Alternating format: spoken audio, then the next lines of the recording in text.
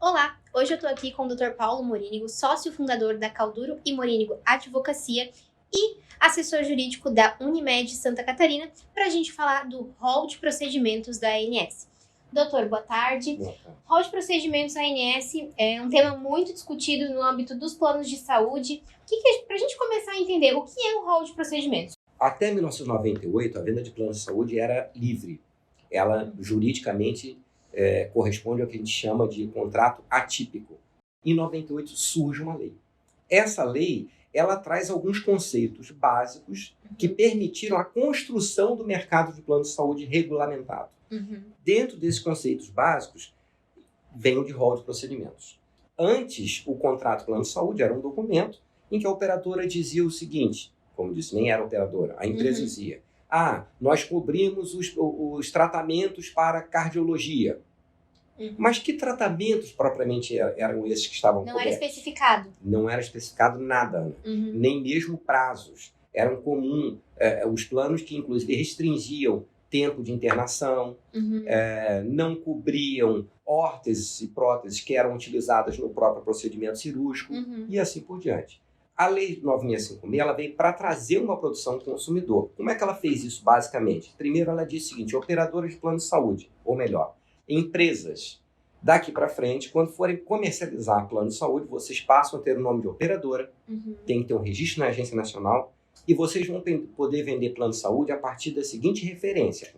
Ou seja, criou 4 segmentações, ambulatorial, hospitalar, da obstetrícia e da odontologia, né? As operadoras podem vender, dentro destas segmentações, o plano de saúde de acordo com a sua organização e seus interesses. E ao lado destas segmentações, foi criado, então, o rol de procedimentos. O que é o rol de procedimentos? É uma lista com todos os procedimentos, medicamentos relacionados àquelas segmentações. Então, se uma operadora de plano de saúde ela pretende comercializar um plano que tenha segmentação ambulatorial e hospitalar, é a maior parte dos planos de saúde comercializados, ela vai ter no rol de procedimentos a lista de todos os procedimentos, medicamentos, terapias, materiais especiais relacionados àquela cobertura. Assim, as operadoras não têm mais como negar procedimentos que, na verdade, já estão incorporados e aceitos pelo mercado.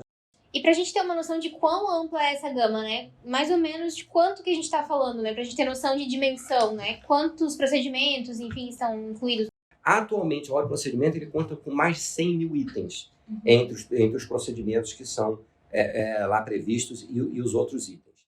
O incremento tecnológico, a curva de crescente saúde que nós temos tido, a longevidade populacional, que nem reflexos hoje previstos e de preocupação internacional, por exemplo, o campo previdenciário, o Ocidente inteiro preocupado com isso como uma consequência boa de a gente estar mais longevo. Mas no caso do plano de saúde, do mercado, o que tem acontecido? Se nós tivemos num período ali até 2020 de um número de atualização de praticamente de 2 em 2 anos, porque há um tempo necessário para que surja alguma coisa nova no mercado, há a própria necessidade que o mercado absorva aquele procedimento, os profissionais ficam treinados a utilizar aquilo, a curva de aprendizado identifica exatamente em que quadros clínicos ele deve ser utilizado com assertividade, quando ele não está sendo utilizado com assertividade. E qual a preocupação? Nos últimos 2 anos, de 2020 para cá, nós já tivemos publicadas da Agência Nacional, salvo engano, 25 resoluções. Quer dizer, em 2 anos, nós tivemos o dobro de atualização que nós tivemos em 20 anos. Né? E isso traz um custo agregado extremamente forte, com reflexos, certamente, não é para as operadoras especificamente, mas que na ponta chega, evidentemente, ao consumidor, mesmo que ele não perceba isso. Mas, no final das contas, vai o consumidor está pagando essa conta. Com certeza. O senhor comentou ali com relação à lei do plano de saúde, né? No ano passado houve uma alteração e essa alteração ela foi bastante discutida e tem sido falado muito sobre o rol taxativo. O rol é taxativo? Ele não é taxativo? Qual que é o entendimento jurídico? O direito sempre foi muito comum a gente procurar sempre identificar determinadas listas, se aquelas listas dali elas incorporam todas as hipóteses e são, portanto, taxativas, ou se elas não incorporam todas as hipóteses e há outras que seriam trazidas ali para dentro, ela traz apenas exemplos. Na Lei 9656, houve uma alteração justamente na previsão em relação ao rol de procedimentos, passando a dizer que, havendo uma solicitação do profissional em relação a procedimentos não constantes do rol de procedimentos, estaria a cobertura e autorização obrigada pela operadora de plano de saúde. Uhum. De fato, a alteração da lei, ela diz isto no parágrafo 12º e 13º, que foi inserido pela Lei 14.454. Mas esse parágrafo, ele ao final, e aí faltou na divulgação a ler a frase inteira. Porque faltou o finalzinho, ele diz assim, desde que.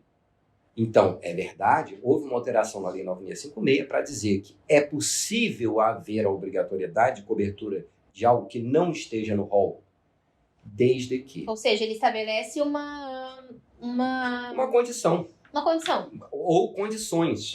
Né? O desde que, intuitivamente, nem precisa ser do campo jurídico, né? Pra gente vai falar assim, deduzir que tem uma razão para aquilo. Eu vou à praia desde que não esteja chovendo. Se está chovendo, eu não vou à praia.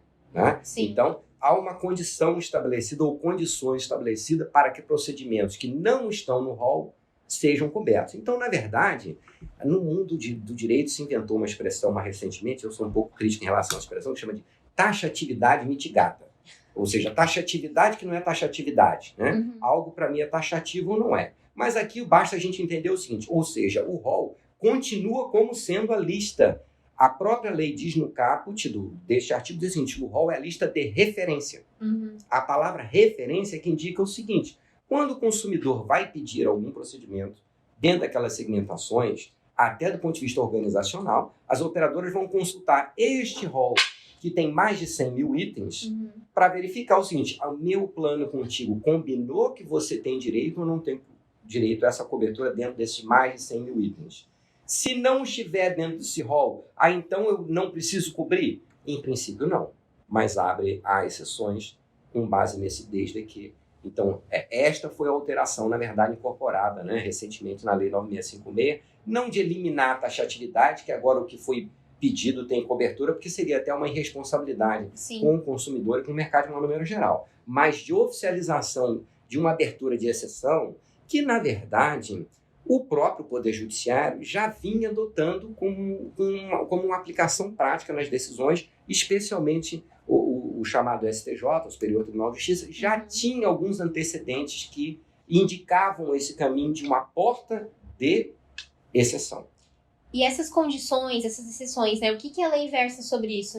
A norma não foi suficientemente clara em relação a isso. Né? E nós estamos agora numa fase de instabilidade em relação à aplicação da Lei 9656, como passamos em outros momentos.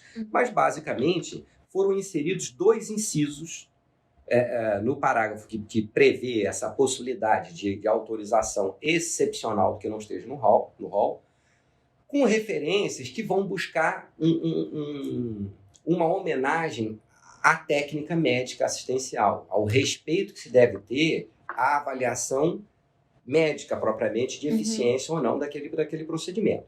Quais são esses 2 incisos? O primeiro inciso diz que deve ser autorizado se houver comprovação da eficácia daquele procedimento, de acordo com os conceitos de medicina baseada em evidência e assim por diante. Como a gente está falando de patologias e de tratamentos que variam de uma pessoa para outra, né, há um sem número de alternativas do ponto de vista do que seja eficaz de um procedimento para o meu tratamento, para o tratamento da Ana, para o tratamento das outras pessoas e assim por diante. Se espera ainda uma certa esperança que a Agência Nacional, enquanto órgão regulador, viesse a complementar a norma e especificar, por intermédio, por exemplo, de uma resolução, o que se poderia considerar como eficaz, segundo o inciso descrito na Lei 9656, aprovada pelo Congresso, ou quais os órgãos internacionais que seriam de referência e algo dessa natureza. Né?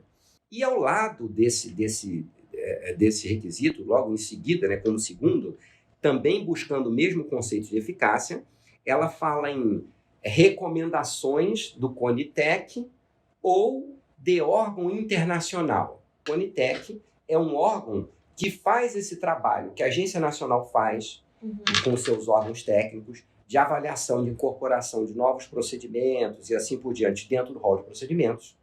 O CONITEC faz esse mesmo trabalho em relação à lista de cobertura do Sistema Único de Saúde, que é uma outra lista, são listas paralelas. Então, o que a lei aqui presume? Diz o seguinte, olha, se tem determinado procedimento que foi incorporado na lista do CONITEC para o Sistema Único de Saúde, presumivelmente ele também deve ser incorporado no rol de procedimentos da saúde suplementar, né? Ou quando ele fala em órgão de renome internacional. Quando ele fala em órgão de renome internacional, o inciso 2 desse artigo, ele traz aquela dificuldade também, novamente, da eficácia, porque ele não diz o que se deva considerar ou não deva considerar como órgão de renome internacional, né? Então, trouxe uma certa subjetividade. Então, veja, Ana, de fato, foi alterada a Lei 9656, para mim, para reafirmar que o rol é taxativo, ressalvadas as exceções de comprovação da sua eficácia ou incorporação pelo CONITEC ou recomendação de um órgão internacional com as dificuldades que estes incisos também trazem. O Sistema Único de Saúde, ele enfrenta uma dificuldade enorme, porque assim como existe a circunstância da judicialização, tema de preocupação frequente do próprio Poder Judiciário, que tem promovido diversas iniciativas no sentido de diminuir as demandas judiciais, dar soluções mais efetivas, né? Diante do crescimento do que se percebe em relação a esse tipo de demanda, mesmo observando esse movimento ali do Poder Judiciário, o Sistema Único de Saúde também tem deferido contra ele diversas liminares para cobertura de medicamentos, procedimentos que não estão dentro da lista do SUS. Como é que se incorpora na lista do SUS pelo CONITEC? Existem orientações, também normas jurídicas, leis que dizem para você incluir algo aqui na sua lista, você precisa verificar o seguinte: existe algum procedimento já efetivo dentro da lista em substituição a esse que está sendo proposto? O custo desse procedimento para inclusão no SUS, não estou nem falando da saúde suplementar, no Sistema Único de Saúde, ele é sustentável, não é sustentável do ponto de vista de equilíbrio econômico-financeiro? Então, feita essas análises resumidamente, eventualmente o CONITEC vai assumir a lista para dentro do SUS. O que tem acontecido nos últimos anos, né? Como as demandas judiciais elas são muito frequentes, mesmo contra o SUS, o administrador público, mesmo federal, ele já tem um histórico do orçamento dele de quanto que ele gasta para pagar demandas judiciais todo ano. Ele precisa lançar o orçamento dele em 2024 e já sabe quanto é que ele vai gastar só para atender as liminares juízes. Quantos milhões, não sei nem o número, vão ser gastos só para atender as liminares juízes. Qual assim, o sentimento de tristeza aí, né, de quem está na área da saúde, inclusive no Sistema Único de Saúde? Você retira isso da possibilidade de planejamento de uma política mais assertiva e mais distributiva, porque acabam vindo as liminares que são normalmente para tratamentos extremamente caros, hoje tratamentos de doses de milhões, né? Em que você atende um beneficiário e, na verdade, tanto de política pública quanto em termos de um reflexo saúde suplementar, é inegável que você está sacrificando uma grande parcela de pessoas para atender um número diminuto de pessoas, né? Então, essa é uma preocupação já no Sistema Único de Saúde, que quando vem para a lista do CONITEC, tem isso agravado para o plano de saúde. Por que tem agravado para o plano de saúde? Porque mesmo que o CONITEC tenha feito a avaliação correta e incorporou um medicamento, por exemplo, de alto custo dentro da sua lista, a avaliação que foi feita em relação à suficiência de recursos para manter o equilíbrio para a incorporação, ela foi feita de acordo com o orçamento da União ou dos estados, quando for o caso ao município, e não de acordo com o orçamento da saúde suplementar.